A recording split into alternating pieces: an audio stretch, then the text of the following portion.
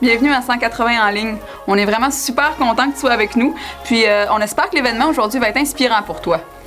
En passant, inquiète-toi pas, tous nos événements respectent les recommandations du gouvernement au moment où ils ont été filmés. Si jamais tu veux plus d'informations, tu peux consulter notre page Facebook ou notre site Internet. À tantôt!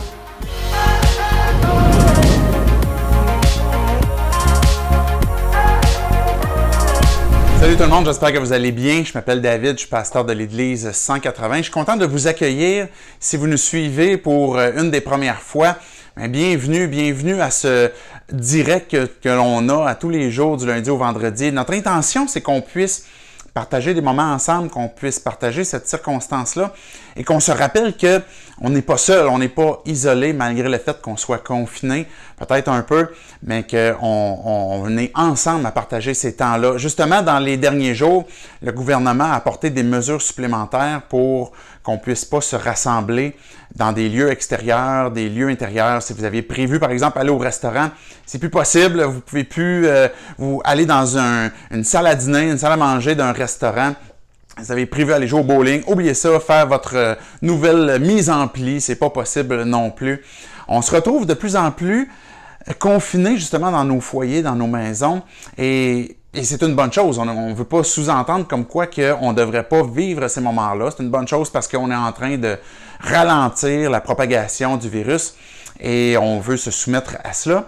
Mais ça n'empêche pas que quand même on vit des souffrances liées au fait qu'on soit isolé. Parce que si vous êtes, par exemple, une personne âgée, qui avait par exemple des enfants, des petits-enfants qui venaient vous voir, maintenant, c'est plus possible. Ça devient difficile. Si vous êtes une personne célibataire, vous aviez peut-être l'habitude d'appeler vos amis, aller passer du temps ensemble, aller boire une bière ensemble. Maintenant, c'est plus possible. Vous ne pouvez plus vous rassembler. Si vous êtes confiné avec les membres de votre famille, ben là, vous êtes peut-être je commence à manquer d'air, je commence à être tanné de voir toujours les mêmes personnes. Ça, c'est un autre type de problème. On se retrouve quand même dans une circonstance que on souffre du fait qu'on est isolé. Surtout du fait qu'on sort de l'hiver. Là, on a été renfermé. L'hiver, souvent, il fait plus noir, la neige est là. Et puis, quand arrive le printemps, puis là, le soleil commence à sortir, les périodes chaudes commencent à arriver aussi. Là, on est vraiment mûr pour aller sur une terrasse, faire un barbecue. Peut-être que vous avez hâte de faire un feu de camp, puis passer du temps avec vos amis, avec votre famille. Et dans un moment où on avait hâte à ça, on se retrouve comme « Non, attendez encore un peu et restez là ». On vit en quelque sorte une forme de souffrance de cet isolement-là. Une forme de souffrance liée au fait qu'on soit confiné. Un peu comme si, finalement, l'humanité, parce que peu importe que vous soyez extraverti ou introverti, il semble qu'on vit tous, à quelque part, une souffrance que d'être isolé des gens qu'on aimerait pouvoir passer du temps avec. Et ce que j'aimerais vous suggérer, c'est que cette souffrance-là va même au-delà que le temps qu'on est isolé présentement à cause du virus. Parce que quand on réfléchit à nos vies avant qu'on soit isolé, on va se souvenir comme quoi que c'est vrai qu'on peut vivre une forme d'isolement, même si il y a des gens autour de nous, même si je suis à l'école puis j'ai des amis, même si je suis au travail, j'ai des collègues de travail, même si je suis en couple, on peut se sentir seul, même dans la foule, même se sentir seul dans une famille. Et pourquoi? Pourquoi est-ce qu'on a cette souffrance liée à l'isolement? Et cette proposition-là, c'est que ça va au-delà que du fait qu'il y a des relations qu'on voudrait avoir, mais c'est qu'il y a un bris d'intimité. Quand on réfléchit peut-être à des relations plus étroites qu'on a eues ou qu'on a, on va ressentir et on va découvrir et comprendre comme quoi que l'intimité, des fois, n'est pas toujours évidente parce qu'on doit se montrer authentique, on doit se montrer disponible, on doit se montrer où on a cette ouverture face à l'autre et tout d'un coup, on devient aussi soumis à montrer les vrais côtés, ou peut-être à briser, à faire du mal, des fois où ce que nous-mêmes, on a subi du mal. Et l'intimité devient difficile, bien que c'est un besoin on veut, c'est quelque chose qui est un besoin viscéral, il semble que c'est difficile, puis qu'on soit nous-mêmes résistants un petit peu à pleinement accorder une intimité parce qu'on a peur que d'être blessé encore, ou on a peur peut-être de blesser encore. Quand on regarde la Bible, on voit que Dieu, dans le fond, est présenté comme, il se révèle à nous comme étant un Dieu trinitaire. Je ne sais pas qu'est-ce que ça révèle pour vous, qu'est-ce que ça évoque, ce concept de Trinité, qui est le Père, le Fils et l'Esprit, que ces trois personnes sont Dieu à part entière, mais qu'au-delà du concept théologique, ce que ça nous dit, ce que Dieu se révèle de lui, c'est que Dieu est une communauté. Et que quand il nous a créés, quand il t'a créé, quand il m'a créé, c'était pour qu'on puisse entrer en relation avec lui, entrer dans cette communauté avec lui pour partager des joies, partager des réflexions, partager des projets, comme ce que Dieu faisait entre le Père, le Fils, le Saint-Esprit, où il partageait ces choses ensemble. Il voulait nous le partager aussi avec nous et qu'on puisse entrer dans la communauté. Mais il y a eu un bris d'intimité. Et ce bris d'intimité, c'est ce désir que chacun d'entre nous, dans le fond, on a que de vouloir faire comme ce que nous, on désire et que ça brise la relation, ça a brisé la confiance et qu'en faisant le mal, on s'est retrouvé finalement loin de cette relation-là dans laquelle on était créé pour entrer et qui se répercute dans nos relations les uns avec les autres. Et ça peut nous amener à se poser la question, bon, OK, peut-être que Dieu est trinitaire, est une communauté, etc., mais est-ce que Dieu comprend ma souffrance liée à l'isolement? Est-ce que Dieu comprend ma souffrance du fait que j'ai eu des relations plus intimes, plus proches avec des gens et j'ai été blessé? Il y a des gens qui m'ont fait du mal. Est-ce que Dieu comprend ça? Et la réponse est oui.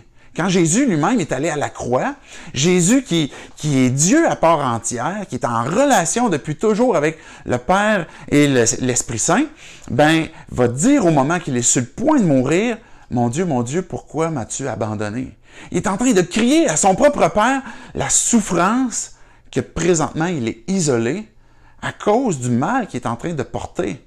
Le mal que nous, on a fait, qui nous sépare de cette relation-là qu'on peut avoir avec le Père, avec Dieu, Jésus est en train de porter finalement le mal que nous, on a fait pour qu'on puisse entrer en relation. Dans ce texte-là où ce que Jésus dit « Mon Dieu, pourquoi m'as-tu abandonné? » On voit qu'immédiatement après que Jésus ait donné son dernier souffle, le voile du temple, ce voile était un peu l'image qui empêchait l'humanité d'aller au-delà du voile qui symbolisait la présence de Dieu.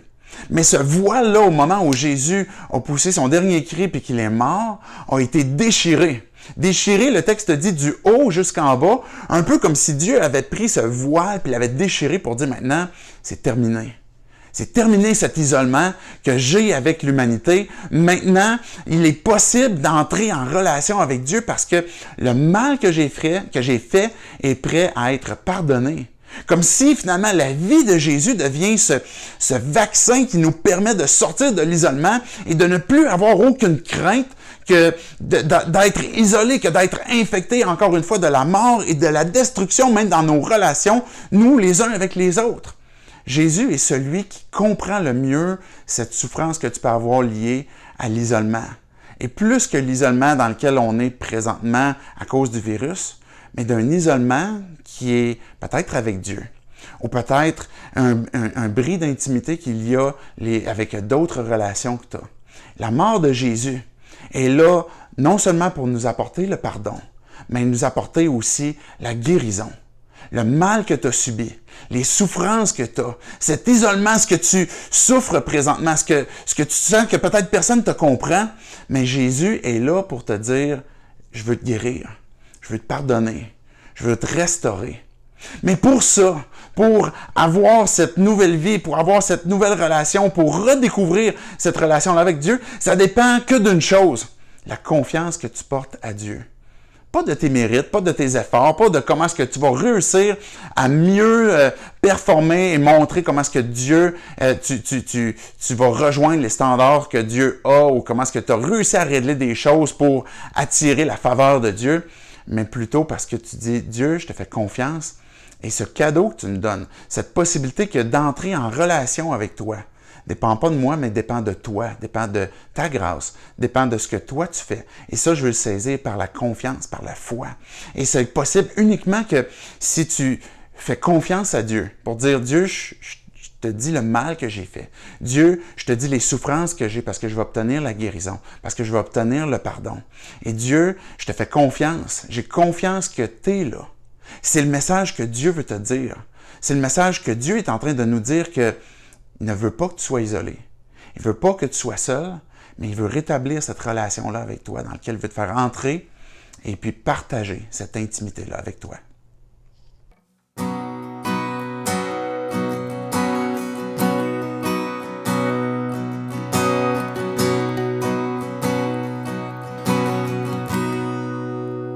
Quand j'ai besoin d'amour,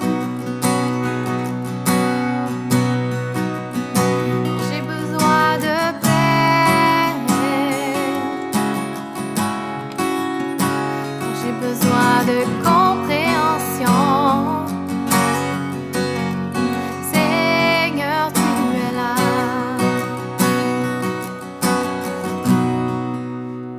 Quand j'ai besoin d'espoir, j'ai besoin de force,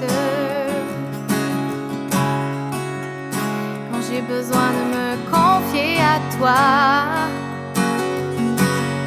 Seigneur, tu es là.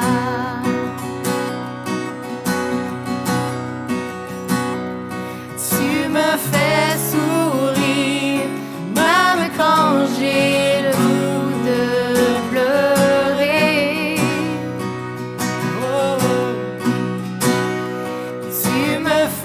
Chanter, même quand mon cœur est brisé. J'ai besoin d'amour, j'ai besoin de paix, j'ai besoin de compréhension. Seigneur, tu es là.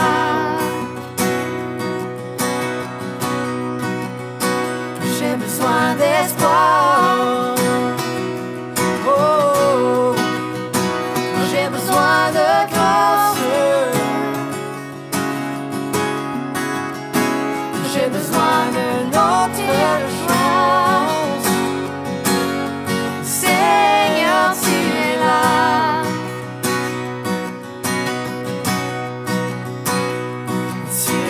Fais sourire, même quand j'ai le goût de pleurer. Oh,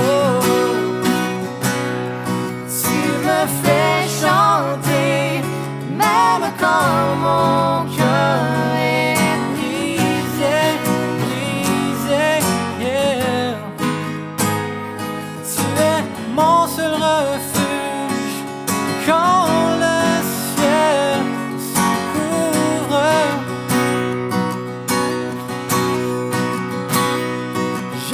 que le soleil brille après la pluie, et je chante pour toi, Seigneur, tu es là. Seigneur, tu es là. Seigneur, tu es là.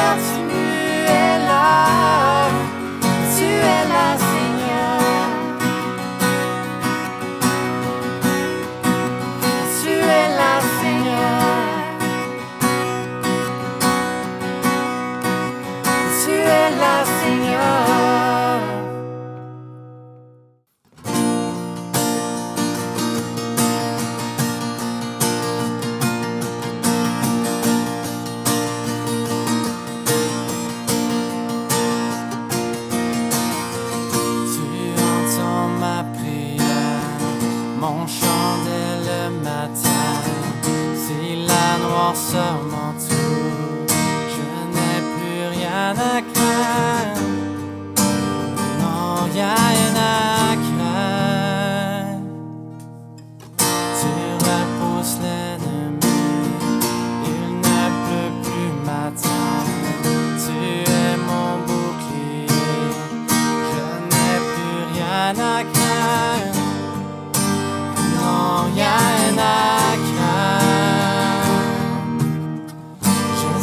qu'il marche devant moi et qui me suit de près. Le commandant des anges se tient à mes côtés. Celui qui règne à jamais est un ami fidèle. Le commandant des anges se tient à mes côtés.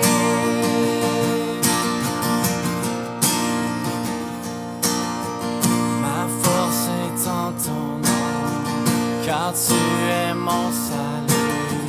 Tu me délivreras, la victoire est en toi.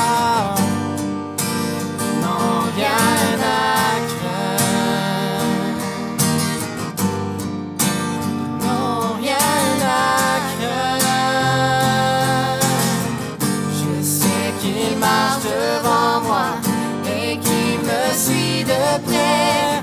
Le commandant des anges se tient à mes côtés. Celui qui règne à jamais est un ami fidèle. Le commandant des anges se tient à mes côtés. Aucun mal ne peut m'atteindre. Tu tiens le monde entre tes mains.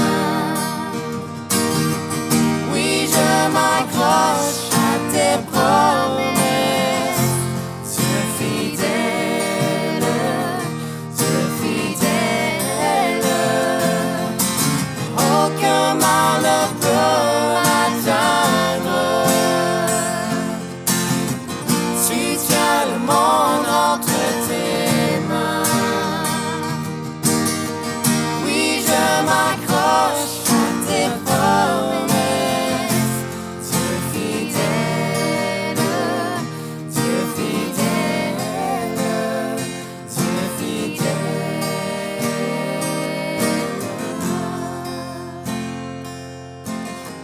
Je sais qu'il marche devant moi et qu'il me suit de près. Le commandant des anges se tient à mes côtés. Celui qui règne à jamais est un ami fidèle. Le commandant des anges se tient à mes côtés. Je sais qu'il marche devant moi et qu'il me suit de près. Le commandant des anges se tient à mes côtés. Celui qui règne à jamais est un ami fidèle. Le commandant des anges se tient à mes côtés.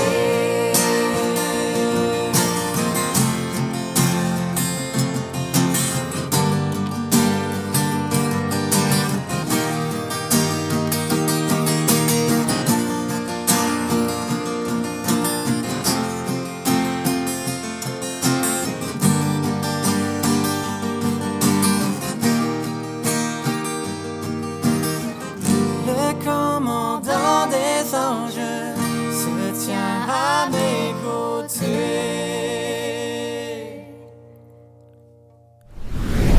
Hey, oublie pas de partager la vidéo. Tu peux aussi liker la page Facebook. La majorité de nos informations passent par là. Puis si jamais tu as des questions, que tu veux en savoir plus sur Jésus, tu as peut-être besoin de prière ou besoin d'aide, ben contacte-nous. N'hésite pas. Merci d'avoir été là. À la prochaine! Que les gens loin de Dieu découvrent la vie en Jésus-Christ, c'est notre plus grande motivation à 180. Tu veux contribuer et donner pour cette mission? C'est super simple! Prends ton cell et texte au 77977 le mot Église 180 et clique sur le lien qui te sera envoyé.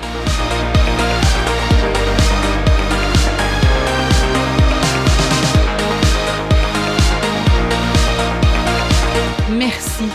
Ta contribution fait une vraie différence dans la vie des gens.